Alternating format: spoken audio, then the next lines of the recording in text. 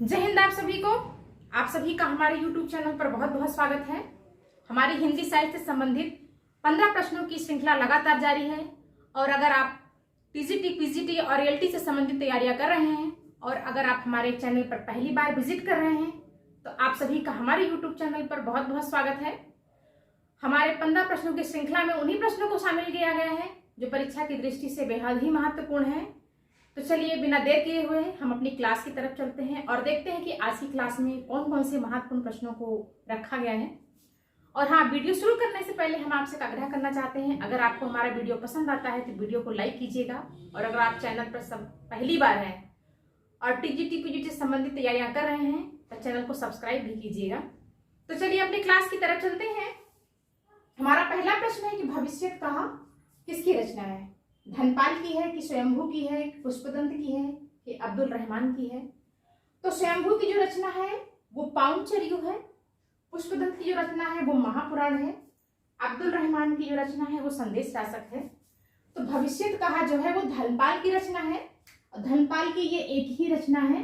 धनपाल ने इसमें एक बड़ी का वर्णन किया हुआ है, एक बड़ी के जीवन चरित्र का वर्णन किया हुआ है। तो हमारा इसमें पहला वाला ऑप्शन जो है वो सही होता है। दूसरा प्रश्न है महापुराण किसकी रचना है? स्वयंभू की है, धनपाल की है, गोरखनाथ की है कि पुष्पदंत की है? तो महापुराण जो है वो पुष्पदंत की रचना है और इसी महापुराण की वजह से पुष्पदंत को जो है क्या कहा गया है? अपभ्रंश का भवभूति नाम। इसी महापुराण की वजह से इनको जो है ये उपनाम मिला था कि पुष्पदंत जो है अपभ्रंश के भवभूति कहे जाते हैं। तीसरा प्रश्न है किसकी रचना चंपूकृत शैली में है? चंपूकृत शैली वो शैली होती है जिसमें गद्य और पद्य दोनों को मिक्स करके रचना की जाती है, उसे चंपूकृत शैली कही जाती है। तो किसकी है? माधवी वर्मा की कि जयशंकर प्रसाद की कि सूर्यकांत त्रिपाठी निराला की कि मैथिली शरण गुप्त की? तो चंपूकृत शैली में रचना करने वाले जयशंकर प्रसाद हैं। ये भी प्रश्न बहुत ही महत्वपूर्ण है, कई बार पेपरों में पूछा गया है।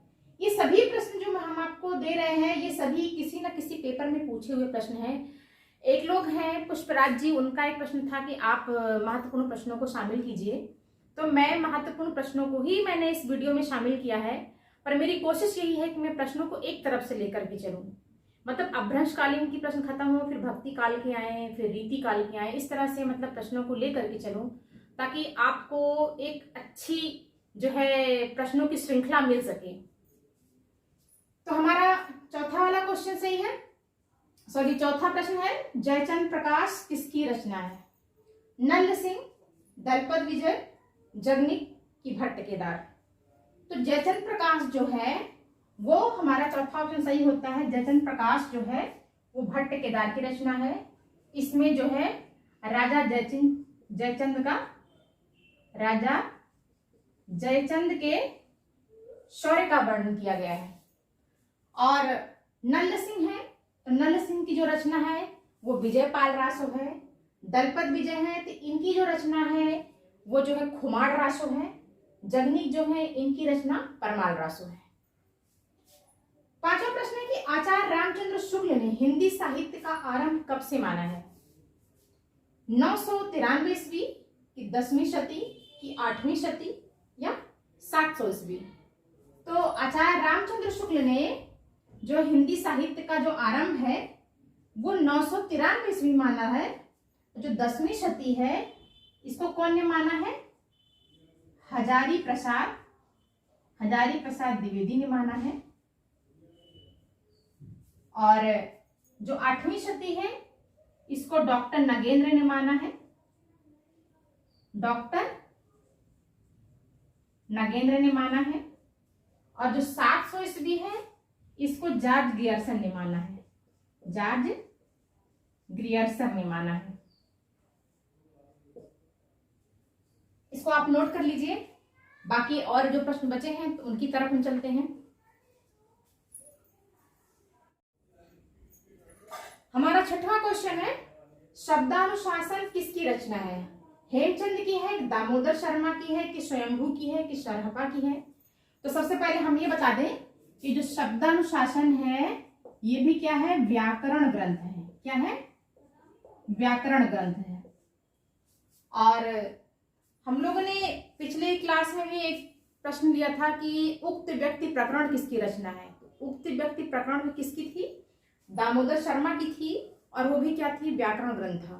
और ये शब्दानुशासन जो है ये किसकी रचना है? ये हेमचंद की है। तो शब्दानुशासन और उक्त व्यक्ति प्रकरण दोनों कौन से ग्रंथ हैं? व्याकरण से संबंधित ग्रंथ हैं। 7वां क्वेश्चन है, हिंदी साहित्य का पहला इतिहास किसने लिखा? रामचंद्र शुक्ल ने, कि जॉर्ज ग्रियर्सन ने, डॉक्टर रामकुमार वर्मा ने, कि हजारी प्रसाद द्विवेदी ने? तो ये प्रश्न भी थोड़ा सा कंफ्यूज करने वाला है। अगर आप जरा सा भी जो है ध्यान नहीं देंगे तो आपका ये प्रश्न गलत हो सकता है, क्योंकि क्या हिंदी साहित्य का पहला इतिहास किसने लिखा, आपने जरा सा ध्यान नहीं दिया तो रामचंद्र शुक्ल को आप लगा देंगे। जबकि क्या है, हिंदी साहित्य का जो पहला इतिहास है उसको जॉर्ज ग्रियर्सन ने लिखा था, क्योंकि जॉर्ज ग्रियर्सन ने हिंदी साहित्य का पहला इतिहास लिखने की क्या करी थी? कोशिश करी थी। इसलिए जो है ये प्रश्न का जो उत्तर होगा वो जॉर्ज ग्रियर्सन होगा। लेकिन अगर ये पूछता कि हिंदी साहित्य का व्यवस्थित इतिहास किसने लिखा, हिंदी साहित्य का पहला व्यवस्थित इतिहास किसने लिखा, तब आप रामचंद्र शुक्ल को लगा सकते थे। लेकिन अगर ये पूछ लिया कि हिंदी साहित्य का पहला इतिहास किसने लिखा, तो आप जॉर्ज ग्रियर्सन को ही लगाएंगे।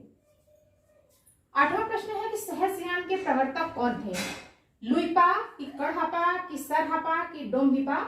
तो सहजयान के जो प्रवर्तक हैं वो हमारा तीसरा ऑप्शन सही होता है कि सहजयान के प्रवर्तक जो है वो सरहापा है। 9वां क्वेश्चन है कि दोहा कोश किसकी रचना है? चरपट की है, कि कुकुरिप्पा की है, कि सरहापा की है, कि लुइपा की है? तो दोहा कोश जो है ये प्रश्न भी कई बार पेपरों में पूछा गया है और बहुत ही महत्वपूर्ण प्रश्न है। तो दोहा कोश जो है किसकी रचना है? दोहा कोश भी सरहापा की रचना है। 10वां प्रश्न है कि शबरपा के गुरु कौन थे? सरहापा थे, कि लुइपा थे, कि डोम्बिपा थे, कि कढ़ापा थे? तो शबरपा के जो गुरु थे वो सरहापा थे, और जो लुइपा हैं इनके गुरु कौन थे? इनके गुरु थे शबरपा। हमारा ये वाला आंसर सही है। लुइपा के गुरु कौन थे? शबरपा थे। डोम्बिपा आ गए, तो डोम्बिपा के गुरु कौन थे? इनके गुरु थे विरूपा।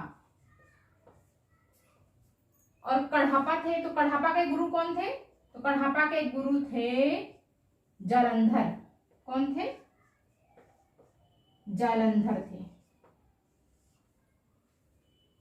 तो शबरपा के गुरु कौन थे? शबरपा के गुरु जो है वो सरहापा थे। इसे आप नोट कर लीजिए। आगे के प्रश्नों को हम देखते हैं।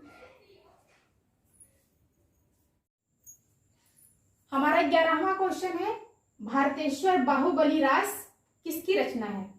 देवसेन की है, कि शालिभद्र सूरी की है, कि धर्मसूरी की है, कि जिनदत्त सूरी की है? तो भारतेश्वर बाहुबली रास जो है वो शालिभद्र सूरी की रचना है। इस रचना में भारतेश्वर और बाहुबली दो राजा थे, उन दोनों की वीरता का वर्णन हुआ है। तो इसमें जो है हमारा दूसरा वाला ऑप्शन जो है वो सही होता है। देवसेन की क्या थी? श्रावकाचार्य थी, और धर्मसूरी की क्या है? जम्बू स्वामी है। 12वां क्वेश्चन है, स्थूल भद्ररास किसकी रचना है? जिन धर्मसूरी की है, कि धर्मसूरी की है, शालिभद्र सूरी की है, कि सरहपा की है? तो स्थूल भद्ररास जो है वो जिन धर्मसूरी की रचना है। किसकी है? जिन धर्मसूरी की रचना है। धर्मसूरी की आपको भी हमने बताया कि जम्बू स्वामी है, शालिभद्र सूरी की भारतेश्वर बाहुबली रास है, सरहपा की ऐसी कोई रचना नहीं है इसमें। 13वां ऑप्शन है कि जम्बू स्वामी रास किसकी रचना है? धर्मसूरी, सुमतिगण, विजय सेन सूरी, की विजय जिन धर्मसूरी? तभी हमने आपको बताया था कि जम्बू स्वामी जो है वो धर्मसूरी की रचना है, और सुमतिगढ़ की क्या है? सुमतिगढ़ की नेमिनाथ रास है, और विजय सिंह की जो है रेवंतगिरी रास है, और जिन धर्मसूरी की अभी आपने ऊपर पढ़ा कि स्थूल भद्र राशि है। तो इस प्रकार से हमारा 13 क्वेश्चन कंप्लीट हुए। हमारा 14वां क्वेश्चन है कि नाथों की संख्या कितनी है? नाथों की संख्या कितनी है? 5 है, 25 है, 10 है, कि 12 है? तो नाथों की जो संख्या है वो कितनी है? नाथों की संख्या 10 है। कितनी है? नाथों की संख्या 10 है। 15वां क्वेश्चन है, गोरखनाथ के गुरु कौन थे? तो गोरखनाथ के जो गुरु थे वो मत्स्येंद्रनाथ थे। कौन थे? मत्स्येंद्रनाथ। और मत्स्येंद्रनाथ के गुरु कौन थे? जलंधर थे। जलंधर के गुरु कौन थे? आदिनाथ थे। इस प्रकार से गोरखनाथ के गुरु मत्स्येंद्रनाथ थे और मत्स्येंद्रनाथ के गुरु जलंधर थे, जलंधर के गुरु आदिनाथ थे। तो इस प्रकार से आशा करती हूँ कि आपको 15 प्रश्नों की जो श्रृंखला है पसंद आई होगी। और अगर आपको हमारा अभी हमने आपको एक क्वेश्चन कराया था कि नाथों की संख्या कितनी है, उसको आप सुधार लीजिएगा। नाथों की संख्या 10 नहीं है, नाथों की संख्या 9 है। और कल की क्लास में हम आपको नाथों की संख्याओं को ट्रिक के माध्यम से याद करवा देंगे कि नाथों की संख्या जो 9 है वो ट्रिक के माध्यम से आपको याद हो जाएगी। तो आपको हमारा वीडियो कैसा लगा आप कमेंट बॉक्स में जरूर बताइएगा। और अगर आप हमारे चैनल पर नए हैं तो चैनल को सब्सक्राइब कीजिएगा। वीडियो पसंद आया हो तो लाइक कीजिएगा, कमेंट कीजिएगा और शेयर भी कीजिएगा, क्योंकि आपका कमेंट और आपका सब्सक्रिप्शन ही हमारा मोटिवेशन होता है। तो आपका हमारा वीडियो देखने के लिए बहुत बहुत धन्यवाद।